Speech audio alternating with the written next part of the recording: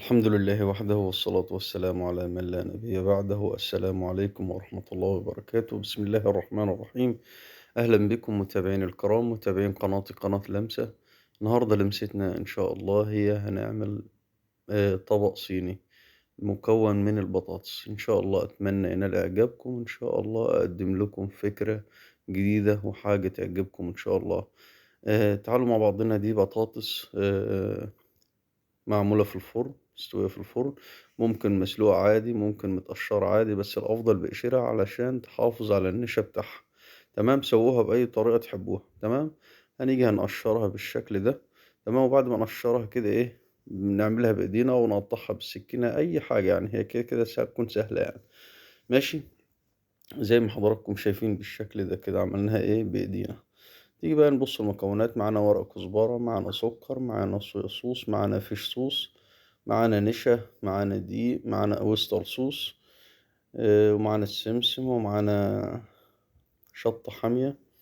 تمام، فلفل أحمر حامي، ومعانا بصل أخضر متقطع، ومعانا توم مفروم، ومعانا شوية ملح.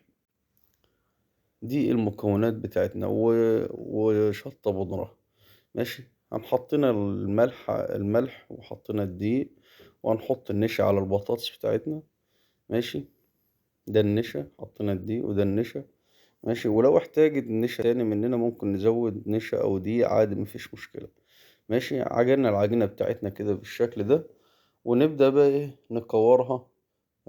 كور كده بأحجام مظبوطة يعني. تمام، بنحطها في الطبق بتاعنا، بنجيب نحط شوية دقيق أو شوية نشا في الطبق من تحت. ماشي، وبنحط شوية دقيق في إيدينا أو شوية نشا، وإحنا بنكور دايما كده كل كورة نعمل شوية نشا. خلصت معانا الكمية بالشكل ده، بنرش عليها شوية نشا أو شوية دقيق المتوفر عندنا، وبنقلبها في بعضها كده بحيث إن احنا تعجن. في مية بقى بتغلي على النار سخنة، بنحط البطاطس بتاعتنا بنسلقها. طبعا هي هتمسك وتشد، بقت معانا بالشكل ده، استوت. تمام، ومسكت في المية السخنة. بعد كده بنطلعها بنبرد عليها في مية باردة.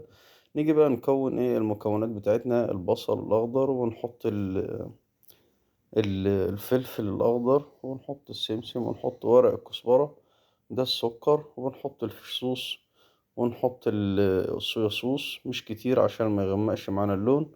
تمام، ونحط الأوستر صوص. ماشي، وهنضيف شوية شطة بودرة،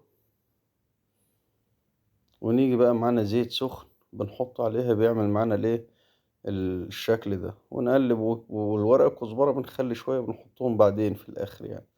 تمام، بنيجي نضيف المكونات بتاعتنا، الخليط ده كلها، التتبيلة دي كلها بنضيفها على البطاطس وبنقلبها معانا، وتبقى بالشكل الجميل اللي حضراتكم شايفينه ده. تمام، تبقى معانا كده، نقدمها بقى في الطبق بتاعنا، وتطلع بقى تطلع بالشكل ده إن شاء الله. أتمنى أكون قدمت لكم حاجة مفيدة، حاجة تعجبكم إن شاء الله. أشكركم شكرا جزيلا، وبنحط عليها شوية ورق كزبرة في الآخر. شكرا.